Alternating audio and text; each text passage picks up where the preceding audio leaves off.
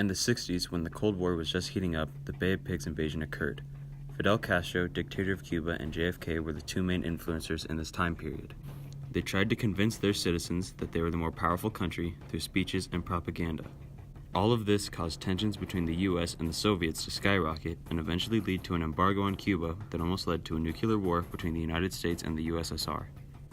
But of course, this all started with the rise of Fidel Castro and his men.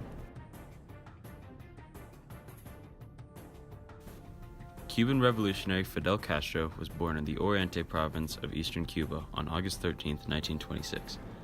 He was the son of a Spanish immigrant who had made a fortune building rail systems to transport sugarcane. Fidel received a Roman Catholic education throughout high school. Castro attended the University of Havana and found his love for athletics and politics. After the years went on, he became extremely interested in government. The part about his politics that was very appealing to some but scary to others was his anti-American beliefs. Castro was tired of seeing his country run poorly, and he wanted to run for a representative spot.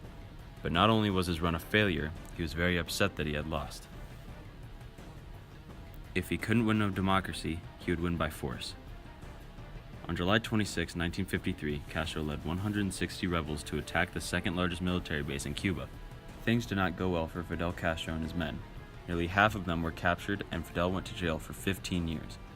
But only 2 years later, the Cuban leader Fulgencio Batista y Zaldivar felt confident in his powers, so he granted a general amnesty to all political prisoners, including Castro. After Castro got out of prison, he traveled to Mexico to find his brother Raul to create a revolutionary group. On December 2, 1956, Castro and 81 armed men landed on the Cuban coast. All of them were killed or captured except for Castro, Raul, Che, and 9 others, who retreated into the Sierra Maestra mountain range to wage a guerrilla war against the Batista government. By mid-1958, a number of other Cuban groups were also opposing Batista, and the United States ended military aid to his regime. Castro, who had fewer than 1,000 men left at the time, took control of the Cuban government's 30,000-man army.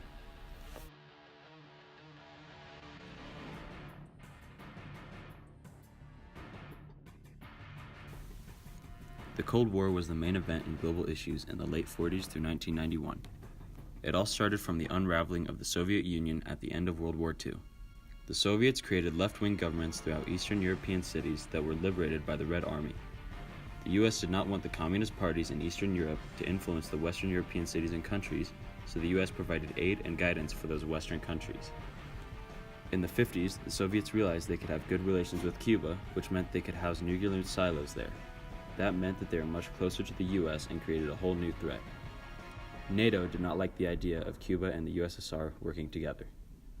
By 1960, in Cuba, Castro's government had seized private land, nationalized hundreds of private companies, including several local subsidiaries of US corporations, and taxed American products so heavily that US exports were just halved in 2 years. The early 1960s were marked by a number of submersive, top-secret U.S. attempts to topple the Cuban government. These missions were held because the U.S. felt like they were being ripped off by Fidel Castro and the Cuban government, and also the U.S. wanted Castro out because of his communist tendencies. Castro visited the U.S. just 3 months after coming to power, touring Washington, D.C., and meeting with Vice President Richard Nixon, all while wearing his trademark olive green fatigues. It was a rare moment of alliance between the two countries and one that would not be repeated. Cuban-American relations have never been very good. The U.S. government needed a plan to overthrow the communist Fidel Castro, so they planned out the invasion of the Bay of Pigs. The plan consisted of Cuban exiles parachuting into Cuba to destroy the Army's airfields. In April of 1960, CIA members went to Miami to find exiled Cuban citizens who fled when Castro took power. 1,400 men were recruited. These men were taken to an island leased by the CIA to receive weapons and military tactics, such as airborne attacks, amphibious attacks, team guerrilla training, and paratrooping. They named themselves the Brigade 2506. Just as the U.S. government felt their plan was working perfectly, there were a handful of double agents that were loyal to Fidel Castro. That threw a wrench in their whole plan after many months of training. On April 16, 1961, the invasion was held. Brigade 2506 and some CIA agents parachuted into the Cuban airfield. but the plan was already ruined minutes after it started. Cuban soldiers were on standby and created hell on earth for the exiles. They immediately became under fire. Many were killed and even more were captured. A total of 1,202 men were taken prisoner. Of those, 9 soldiers died of asphyxiation from transportation in a closed truck to Havana. The prison where the captives were brought was awful. Conditions there were very rough. Prisoners that escaped said it felt like a Nazi camp. Prisoners said they were tortured and obviously not treated fairly at all. The short-term effect of this was the conflicts left alone with Cuba, Russia, and the United States. Cuba and the Soviet Union became friendlier to each other, and this left the U.S. in a bad spot. The brand new partners were only 90 miles from the coast of the United States. Not only was this scary for the U.S., but for the rest of the world, also because on the morning of October 14, 1962, a U.S. spy plane photographed a Soviet SS-4 medium-range ballistic missile being assembled for installation. The Soviets wanted to strengthen their nuclear capabilities. The CIA and Brigade 2506 thought that the U.S. would intervene with the military action in Cuba, but JFK had mixed emotions. Although he did not want to abandon Cuba to the communists, he did not want to start a fight that could result in World War III. The long term was an embargo was put in place.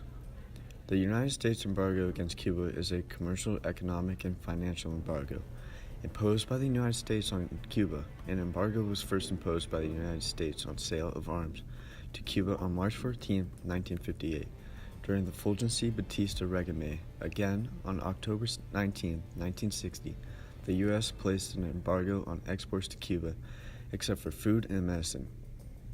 After Cuba nationalized American-owned Cuban oil refineries without compensation, on February 7, 1962, the embargo was extended to include almost all imports. Imports being cut off caused issues for them.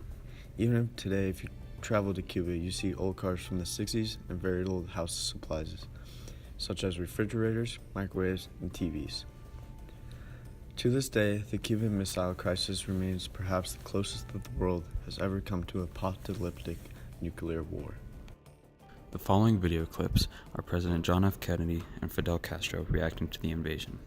About these 4 men, they were serving their country.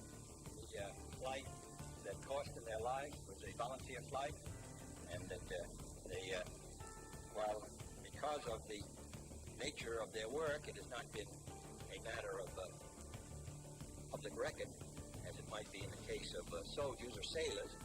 I can say that they were serving their country, and because we were being harassed. An invasion had just taken place. The pirate attacks were continuing constantly. Constant mention was being made of an invasion against Cuba. When The world finally reached a compromise. After many attempts, Cuba agreed to release 1,113 soldiers for $53 million worth of baby food and medicine. Not all were released at one time, but eventually all soldiers went home. The very last prisoner to return home was 56-year-old Ramon Conte Hernandez in 1986, almost 2 decades later. We also do not have the greatest relations with Cuba, but things have gotten better. On July 20th, 2015, the U.S. government restored diplomatic relations with the nation. The U.S. and the Soviets were able to come to an agreement that prevented a nuclear war. The Soviets wanted to house nuclear missiles in Cuba, but after many meetings and arguments, the United States and the unstable power came to an agreement that stated the Soviets could not house missiles in Cuba. This kept the world safe from complete and utter chaos.